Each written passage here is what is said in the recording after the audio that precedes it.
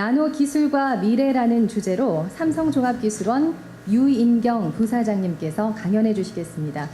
나노 기술을 통해서 새로운 미래를 창출할 수 있는 장이 될 수 있도록 경청해 주시기 바라면서 큰 박수로 맞이해 주시기 바랍니다.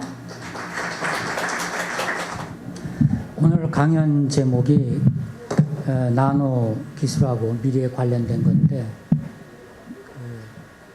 어떻게 보면은 그 미래에 대해서, 나노에 대해서 어떤 그 예언적인 얘기를 우리가 기대하고 있는 건 아닌가 싶어서, 그거보다는 우리가 어떻게 스스로 이 길을 개척할 것인가 하는 쪽으로 초점을 맞춰서 강연을 준비했습니다. 앞으로 우리나라가 가야 될 길에 대해서 이렇게 요약을 잘 해주셨는데, 기존 기술과 이제 신기술로 나눠봤고, 보조기능과 주기능으로 나눠서 우리가 우선적으로 해야 될 것은 기존 제품에 적용하자. 그 다음에는 기존 기능을 대체하고, 그 다음에는 신기능 기반 신산업으로 간 다음에 최종적으로는 신개념까지 펼쳐간다는 로드맵을 얘기했습니다. 여기서 우리가 주의해야 될 점은 뭐냐면은, 여기에 신기능, 신개념 하게 되면은 정말 없었던 그야말로 창조적인 것을 얘기하는 것이냐. 거기서 우리가 굉장히 조심하고, 이 나노 기술에 대해서는 좀 더 냉정하게 생각을 해야 되겠다. 그거는 평범한 진리를 생각하면 됩니다.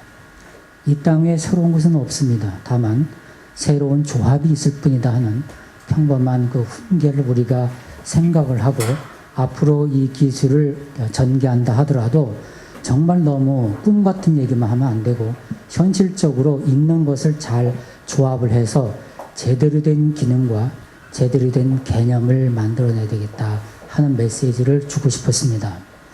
그렇다면은 일본은 그러한 정신을 가지고 하고 있는지, 그 기술을 어떻게 전개하고 있는지 조사를 해봤습니다. 일본의 문부성과 경제산업성에서 준비한 자료를 발췌했는데, 지금 왼쪽에 있는 그림은 문부성 자료입니다. 문부성 자료에 보게 되면은 전체의 기술 지도를 그려놨고, 그 중에서 노란색을 칠한 것이 나노 기술인데, 나노 기술이 오른쪽 아래는 없습니다. 거기는 사회적인 효과, 사회에 미치는 것을 생각하지는 않았다. 그러면은 이 사람들은 무엇을 보고 하는 거냐 하면은 지식 자산을 증대하고, 그 다음에 경제적인 효과, 그쪽에 포지션을 해놨습니다. 그 얘기는 철저하게 실리적으로 가고 있다는 얘기를 우리가 볼 수 있습니다.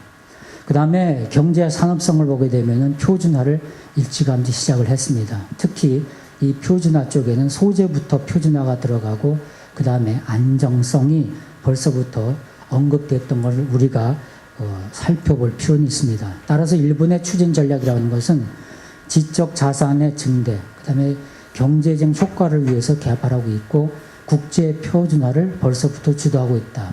그렇다면 우리는 어떻게 하고 있는가?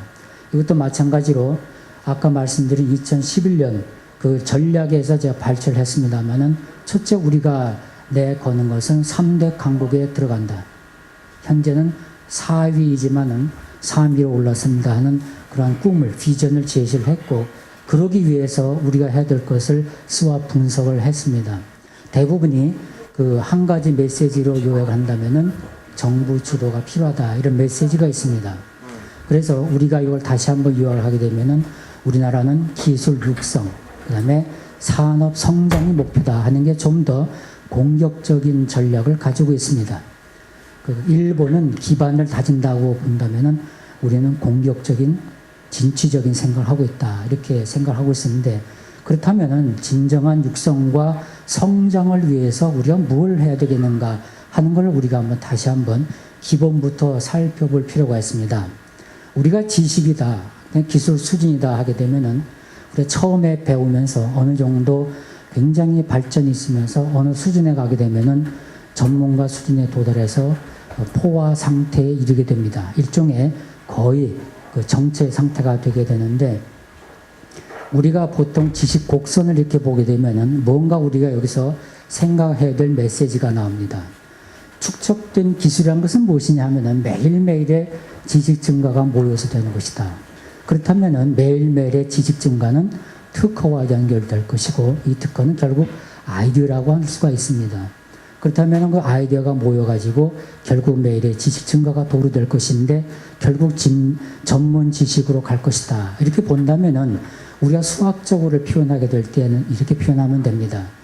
우리가 전체적인 기술 수준의 곡선을 미분할 경우 그건 특허수 혹은 아이디어가 될 것이다. 바로 이런 곡선을 의미합니다. 여기서 주는 메시지는 뭐냐면은 우리가 정말 좋은 그 아이디어와 특허는 지식이 완전히 성숙됐을 때 나오는 것은 아니다. 지식을 한참 쌓아가는 과정에서 나온다. 이게 굉장히 중요한 메시지입니다. 이것은 다른 말로 표현하게 되면은 사실은 우리가 혁신을 한다고 했을 때에 혁신은 진짜 전문가가 하는 게 아니다.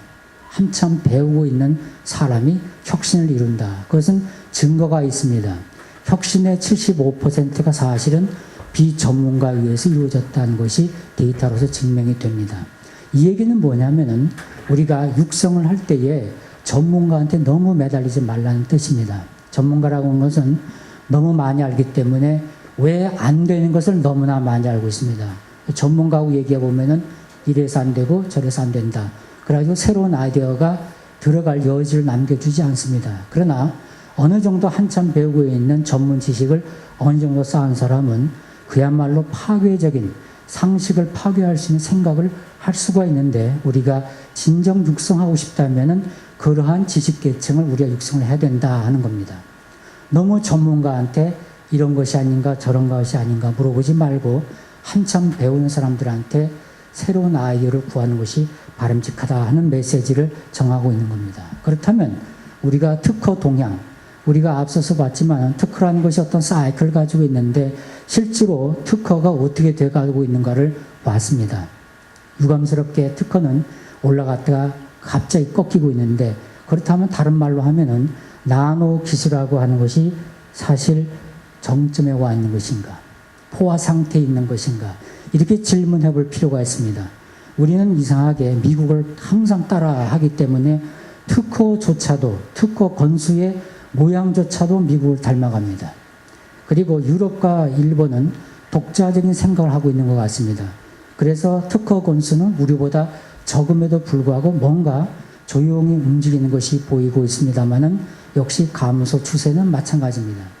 여기서 주는 것이 과연 나노 기술한 것이 이제 완전히 성숙됐기 때문에 본격적으로 산업화가 될 것이냐 하는 것을 한 번쯤은 진단해 볼 필요가 있습니다. 그래서 데이터를 한번 분석을 했습니다. 실제로 경기 지수를 얘기할 수 있는 실질 화폐에 의한 금으로 매겨진 다우 존스 지수하고 비교를 했습니다. 그랬는데 보게 되면은 경기가 하향 곡선을 그리고 있을 때에 특허가 쏟아져 나왔습니다. 그러면은 기술이 세츄레이션 된 것이냐, 경기에 의한 것이냐, 이걸 한번 얘기할 필요가 있는데 마침 네덜란드에서 이런 얘기를 했습니다. 경기 하강 때 특허가 증가한다. 앞서 말씀드렸지만은 지식이 팽창해 갈 때에 특허가 늘어났다는 것처럼 경기 하강 때 특허가 증가한다는 얘기는 사람이 자극을 받아서 한참 지식이 증가할 때는 의욕적인 아이디어가 나오지만은 경기 하강 때는 살아남기 위한 산업의 특허가 나온다 하는 겁니다. 다른 말로 한다면은 그야말로 지금 여기 있는 그 특허 곡선으로 봤을 때 진짜 살아남을 만한 진주가 숨어 있다라고도 얘기할 수가 있습니다. 나노 기술이 포화가 됐다 안 됐다 그 얘기를 할 필요는 아직 없습니다. 그거는 좀 더 두고 봐야 되겠지만은 적어도 경기 하강 때에 자극을 받아서 내가 살아남아야 된다는 그러한 존재에 그걸 놓고서 필사적으로 생각하는 그러한 나노 기술이 있다면 거기에 바로 우리가 선택할 만한 기술이 있을 것이다 하는 메시지가 있다는 얘기입니다. 그렇다면 우리는 그러한 기술을 어떻게 찾아낼 것이냐, 보물 찾기를 해야 될 텐데 그냥 막연히 찾을 것이냐, 그런 것은 아닙니다. 한 가지 우리가 생각할 것은 잔 캐스트가 얘기했듯이 사건의 발생 가능성을 결정짓는 것은 집단의 미래에 대한 생각이다. 좀 어려운 말이지만은 어떤 외부에서 발생한 사건이 우리를 흔든다는 얘기가 아닙니다. 우리가 생각한 대로 사건이 일어난다. 그런 얘기입니다. 그렇다면 다른 말로 하면은 이 말입니다. 절대로 새로운 신기술이 세상을 바꾸는 게 아니다. 나노든 실리콘이든 그게 세상을 바꾸는 게 아니라 이미 바뀌고 있는 세상이 기술을 선택할 뿐이다라는 상당히 겸손한 생각을 가져야만 합니다. 우리 엔지니어들이 함부로 우리가 세상을 바꿔보겠다는 꿈을 갖는데 그렇지는 않습니다. 역사를 통해서 바뀌어가는 세상이 그때 기술이 필요해서 그 기술을 선택했다. 그렇기 때문에 우리 할 일은 무엇이냐? 바뀐 세상에 내 기술이 쓰일 수 있는가? 이걸 생각을 거꾸로 해야 된다 하는 겁니다. 그래서 세상이 어떻게 바뀔 것인지 한번 살펴봤는데 마침 삼성경제연구소에서 뉴 웨이브라고 하는 보고서를 써냈습니다. 세상은 이제 이런 새 물결이 온다. 거기에 소재와 데이터와 감성이란 세 개의 단어로 얘기를 했고, 소재라고 하는 것은 거대한 소비 자본이 형성되면서 이제 다 빼먹기 때문에 자원의 한계가 온다. 대표적인 게 히토류 아닙니까? 그렇다면 우리는 어떻게 나갑니까? 대체 산업, 대체 소재, 이거 할 수밖에 없다. 이건 자연스러운 겁니다. 그래서 대체 소재가 나오는 것이지 대체 소재가 산업을 바꾸는 게 아니라는 겁니다. 그래서 대체 시 파괴력이 큰 그런 대체 소재가 나오는데 그때 필요한 것은 새로운 기능이다. 그리고 이러한 시장을 통해서 산업이 부활한다는 메시지를 주었습니다. 그리고 데이터라고 하는 것은 사실은 떠도는 데이터가 너무나 많은데 버려진 데이터의 의미가 있다. 가치가 없는 것이 가치를 만들어준다. 이거는 피터 드러커의 말입니다. 피터 드러커는 혁신이라고 하는 것은 가치가 없는 것을 가치를 부여하는 것. 그게 혁신이라는 말을 했는데 바로 미국이 그것을 하고 있습니다. 그래서 여기에 들어가는 것은 데이터 처리를 해야 되기 때문에 컴퓨팅 파워가 어마어마하게 들어갈 것이다. 바로 이 얘기를 미국에서 하고 있는 것이고, 그 다음에 감성이라는 것이 있습니다. 우리 디지털 기계 시대가 왔지만은 여전히 아날로그의 마음을 갖고 있는 게 사람이라면은 그 아날로그를 무시할 수가 없고, 그 아날로그의 영역은 여전히 느낌과 오감과 언어가 아날로그 영역이다. 그렇다면은 앞으로 생각되는 것도 뭐냐면은 아날로그를 커버해 줄 수 있는 디바이스든 소재든 그것이 존재할 것이다. 그렇다면은 기계적으로 움직이는 소재가 아니라 아날로그적으로 움직이는 소재가 필요할 수도 있다는 그런 암시를 우리가 가질 수 있는 겁니다. 그래서 바로 유망 소재를 전개를 할 때에 이렇게 전개해 줬습니다. 우리가 다 아는 이야기입니다. 건축 소재 들어간다. 자동차, 의류, 전자, 소비성.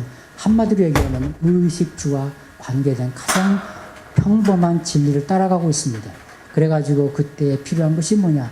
다 우리에게 필요한 소재다. 우리에게 필요한 환경이다. 그렇게 해서 더 밑으로 내려가게 되면은 보수, 소재, 수퍼, 섬유, 별별 얘기가 다 나오지만은 딱 한마디로 요약하면은 기능성 나노 소재에서 기여가 있다. 따라서 우리가 숨은 진주를 찾을 때에는 기능성 나노 소재를 주목해서 봐야 된다 하는 말을 할 수가 있습니다. 그렇다면은 데이터 쪽, 미국이 주도하고 있는 데이터 쪽은 어떻게 가고 있는가를 봐야만 합니다. 구글, 아마존, 페이스북 같은 걸 볼 때에는 구글은 사람들의 생각을 알아보겠다 하는 어마어마한 생각을 하고 있고, 그 다음에 아마존은 생활 구매 패턴을 알아가지고선 그것을 비즈니스에 연결하라고 합니다. 또한 페이스북은 소통 관계를 보면서 그걸 인식하려고 합니다. 모든 것이 아날로그적인 생각이지 여기는 디지털이 없습니다. 기계는 디지털인데 방법은 전부 아날로그다. 바로 여기서 필요한 것이 뭐냐면은 데이터의 성격을 알아만 합니다. 여기에 보게 되면은 일단 데이터는 볼륨이 어마어마하다. 거기에 필요한 것은 데이터 스토리지다. 저장 장치를 어떻게 할 것이냐. 데이터를 보관할 것이 필요합니다. 그 다음에는 버라이어티, 여러 가지 다양한 데이터이기 때문에 데이터를 처리하는 기술이 필요하다. 그리고 속도가 필요하다. 데이터를 빨리 전송해줘야 되기 때문에 데이터 트랜스퍼 기술이 필요할 것인데 바로 여기서 필요한 것은 나노 일렉트로닉스 꼭 필요할 것이다. 그렇다면 나노 기술을 보더라도 그냥 단순한 나노 팹이 아니라 나노 일렉트로닉스, 바로 빅데이터하고 연결될 수 있는 것에서 우리가 눈여겨받을 것이 있다 할 겁니다. 앞서 말씀드렸지만은 유망 소재가 있고 나노 일렉트로닉스가 있다면은 그러면은 이 둘이는 독립적이냐 아니면은 여기 무슨 연결이 있겠는가 하는 것을 다시 한번 특허를 통해서 봤습니다. 전 세계 특허가 이러한 동향을 보고 있는데 나노 가공과 나노 재료를 분리했을 때에 여기 특허가 뭐냐면은 모양이 비슷하다. 다른 말로 하게 되면은 소재와 가공이라고 하는 것은 동반 진화하는 것이지 절대 독립적이 아니다. 따라서 우리가 유망 소재, 아까 기능성 유망 소재를 말씀드렸지만은 그것을 할 때에도 반드시 나노적으로 가공하는 기술이 따라줘야 된다 하는 것을 우리가 알 수가 있습니다. 바로 우리가 기술을 찾을 때에는 소재와 가공을 동시에 찾아야 된다 하는 말씀을 드릴 수가 있습니다. 자, 그러면은 한 가지가 남았습니다. 우리가 전략적인 것을 봤을 때에 일본은 기반 쪽을 생각하고 있고 우리는 굉장히 공격적으로 일단 육성하고 빨리 산업화하자. 역시 빨리빨리 문화가 있습니다. 그런데 그렇게 탄탄하게 가는 일본은 잘못하고 있는 것은 없는가? 그런데 일본도 놓치고 있는 것이 있습니다. 뭐냐면은 인구에 관련된 겁니다. 인구는 끊임없이 증가하고 있다. 그러면 인구와 관련된 이슈는 무엇이냐? 바로 서구는 이걸 보고 있다는 겁니다. 여기에 메가 트렌드를 보게 되면은 노동과 여성과 고령과 긴 교육, 이게 다 사람에게 관련된 것, 인구와 관련된 겁니다. 그런데 일본은 이걸 약간 놓치고 있다고 볼 수 있습니다. 근데 여기서 고령사회 개인화 교육을 보게 되면은 여기에 보게 되면 맞춤 교육이라고 하는 공통 언어를 찾아낼 수가 있고 여기에서 맞춤 교육은 언어와 학습과 독서라는 것을 우리가 볼 수가 있습니다. 다름 아닌 바로 교육용 하드웨어가 반드시 필요할 것이다. 여기에서 우리는 그럼 나노 기술은 없는 것인가? 하나하나 분석을 하게 되면은 패턴 인식에 들어가는 소자, 정보 처리할 수 있는 소자, 데이터를 저장할 수 있는 소자, 유저 인터페이스를 할 수 있는 어떤 네트워크 기술 이런 것을 봤을 때 분명히 여기에는 나노 기술이 들어갈 것이다. 바로 여기에 우리가 찾아서 들어갈 것을 우리가 미리 준비를 하는 것이 나노 융합 산업을 이끌어갈 때 어떤 방향을 제시하는 것이 아니냐 하는 얘기를 할 수가 있다 생각할 수가 있습니다. 자, 요약을 하게 되면은 지금 나노 특허가 이렇게 올라갔다가 내려가는 쪽에 있지만은 그러나 찾을 수 있는 중요한 기술이 존재하고 지금 현재 소재와 데이터와 감성 쪽에서 우리가 기회가 있으니 거기에 관련된 것을 찾자고 했습니다. 일본은 저력이 소재에 있습니다. 미국은 데이터 중심국입니다. 그러면 우리는 마지막으로 어디다가 우리의 그 강점을 가지고 갈 것이냐 하는 것을 우리가 생각을 해봐야 됩니다. 아까도 말씀드렸습니다만 지경부 자료에 의하면은 신기술, 기존기술, 보조기능, 주기능에 의해서 우리가 가야 될 길을 제시한 것이 있습니다. 그러면은 어떻게 갈 것이냐 했을 때 우리가 다시 한번 생각한다면은 기존 기술에서 신기술로 넘어갈 때의 축적을 엄청나게 빨리 해야만 합니다. 기술 축적에 의해서 신기술이 나옵니다. 바로 여기에서 축적에 대한 우리가 다시 한번 노력이 필요할 것이다. 그 다음에는 신기능 기반으로 갈 때는 재해석이 필요합니다. 막연히 신기능 내놔라. 자연이 나오는 게 아니라 해석이 필요하다. 축적된 기술에 의해서 재해석을 하고 신기능이 나왔을 때에 그 다음에 우리가 신개념으로 갈 때에는 같이 창출해야 된다는 겁니다. 그야말로 우리의 사고의 폭이 단순히 기술을 넘어서서 좀 더 인문학적인 사고까지 가서 가치 창출이라는 의미부터 생각을 하고 무엇이 가치라는 것인가? 고객들이 원하는, 그 다음에 시장이 원하는 고객의 잠재 가치가 무엇이냐는 그런 것들을 우리가 미리미리 지금부터 생각을 해야 되지 않느냐 하는 것을 생각해 봤습니다. 감사합니다.